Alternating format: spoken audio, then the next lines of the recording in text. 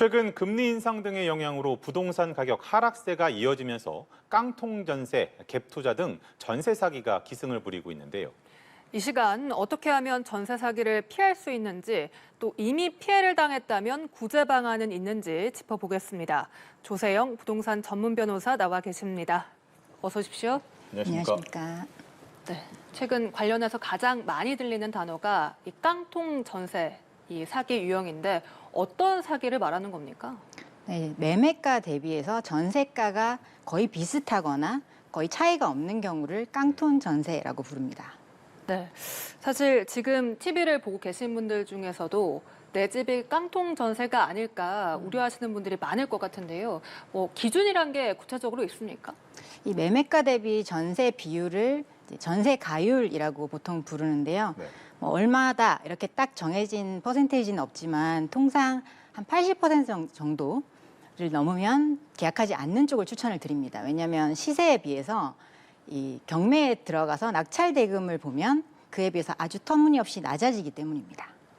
그러니까 전세가가 매매가의 80%를 넘지 않아야 된다, 이 말씀이신 거죠? 네, 뭐 딱 정해진 건 아니지만 그 정도는 보셔야 안전하지 않을까라고 보고 있습니다. 그러니까 좀 의심을 할 부분이 결국에는 전세가가 너무 높고 매매가에 거의 비슷한 정도면은 그 집주인이라고 할까요? 여러 채 갖고 있는 사람이 결국 소규모의 자본만 갖고도 여러 채를 이렇게 할 수 있기 때문에 그런 부분 때문에 좀 의심을 하는 건가요? 그렇죠. 왜냐하면 시세라는 것은 정상적인 매매 계약이 이루어졌을 때 그렇죠. 나오는 가격인데 경매가 넘어가면 특히 빌라의 경우에는 아파트보다 선호도가 확실하게 떨어지기 때문에 네. 확실히 낙찰 대금이 떨어지게 되거든요. 그러면 보증금은 이미 매매가에 맞춰 놨는데 낙찰 대금 그거보다 수천만 원 떨어지니까 당연히 피해를 보시게 되는 겁니다. 최근에는 이른바 갭 투자도 이 아파트 값이 하락하면서 더 문제가 되고 있습니다. 그러니까 집주인이 세입자에게 전세금을 돌려주지 않고 경매로 넘겨버리는 경우가 있다고요. 이럴 때는 어떻게 되는 겁니까? 네, 경매로 넘어가는 경우에도 사안별로 다른데요.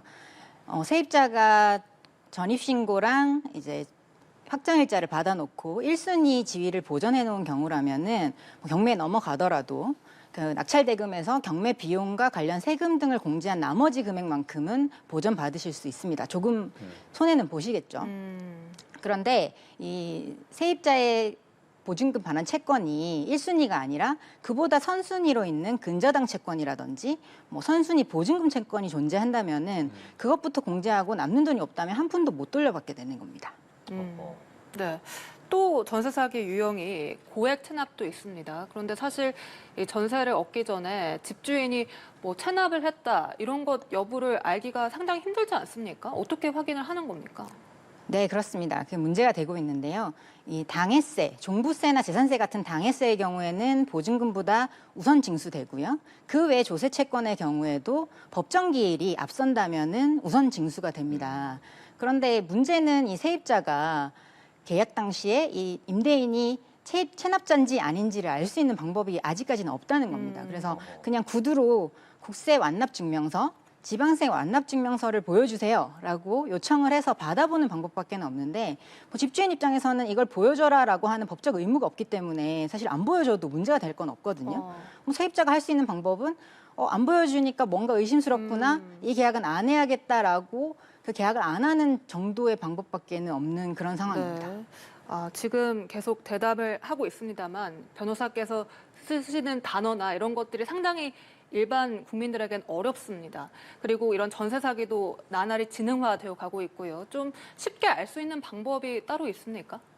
뭐 인터넷에 많은 정보들이 이제는 공개가 되어서 사실 누구나 쉽게 찾아보시면 알 수는 있는데 이게 막상 내 일이 돼서 계약 당사자가 되다 보면은 이렇게 꼼꼼하게 따져 묻기가 어려운 측면이 있습니다. 왜냐하면 전세 물건은 좀 한계가 있고 수요는 그만큼 많기 때문에 빨리빨리 해야 되니까. 굉장히 까다롭게 굴면 당신이랑 계약 안 해, 난 다른 세입자 받겠어라고 하는 네. 경우도 있기 때문에 이게 현실적으로 좀 어려운 측면이 있는 거죠.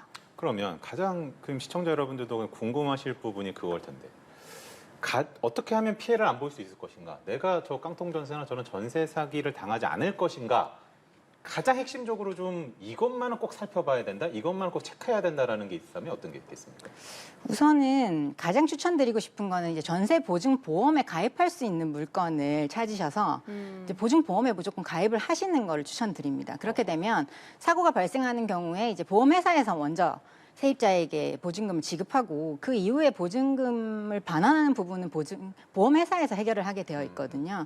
그래서 계약을 하실 때 그 요건에 맞는 집을 찾으셔서 보증보험에 가입하시는 쪽을 가장 추천을 드리고, 그게 어렵다면은 뭐 전입신고 확정일자는 당연히 아실 거니까 무조건 필수적이고, 그 외에 뭐 임대인이나 공인중개사의 말만 딱 믿고 계약하지 마시고 네. 직접 계약할 때랑 뭐 잔금 치를 때, 그리고 전입신고하기 직전에 이럴 때 등기부 직접 발급 받으셔가지고 이 부분 문제가 없나, 앞선순위 근저당이 없는가, 세금 압류된 부분이 없는가 확인하시는 게 좋습니다. 이거 한번 여쭤보고 싶은데, 방금 이제 공인중개사도 믿지 말아라라고 쉽게 믿지 마라 이렇게 네. 좀 말씀을 하신 것 같은데, 보통 저희들이 그 집 계약하고 뭐 전세 계약하고 할 때 추천을 받고 같이 보러 가고 좀 계약 같은 거 약간 믿고 맡기는 그런 느낌이 있잖아요. 그러니까 좀 비용도 지불을 하는 거고, 이게 그러면은 그런 좀 약간 악성 그런 사람들끼리 집주인이라든지 그런 공인중개사에게 결탁하는 경우들도 있나요?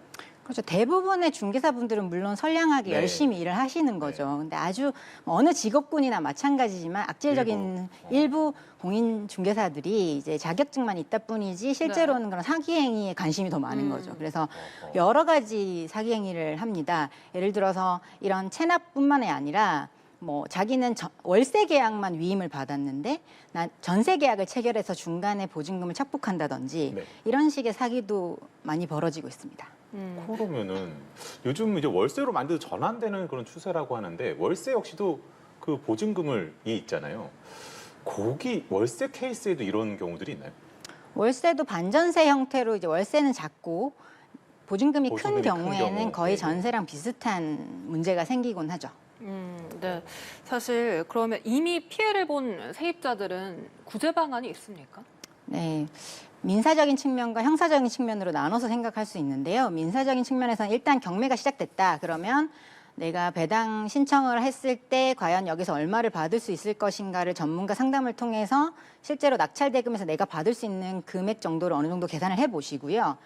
내 보증금이 침해당하겠다라는 거를 알고 나시면 이 임대인을 상대로 한 보증금 반환 청구 소송이나 지급 명령을 받아두셔서 이 낙찰 대금에서 찾지 못하는 금액이 있다면 그 부분을 임대인의 개인 재산에서 압류 추심할 수 있도록 진행하시기를 권해드리는데, 통상 임대인이 자력이 없으면 이것도 좀 의미가 없죠. 그래서 세입자분들이 직접 그 집을 낙찰 받으시는 경우도 많이 있습니다.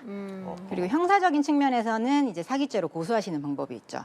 네. 그렇게 사기죄로 고소를 하면 뭐 처벌 수위가 어느 정도 되는 겁니까? 네, 통상적으로 이제 과거에는 좀 솜방망이 처벌을 많이 해서 좀 비난을 많이 받았었는데, 최근에는 이 전세 사기가 전국적으로 벌어지고 피해자도 굉장히 많고 금액도 커지면서 좀 중형이 선고되는 사례들도 많이 발생하고 있습니다.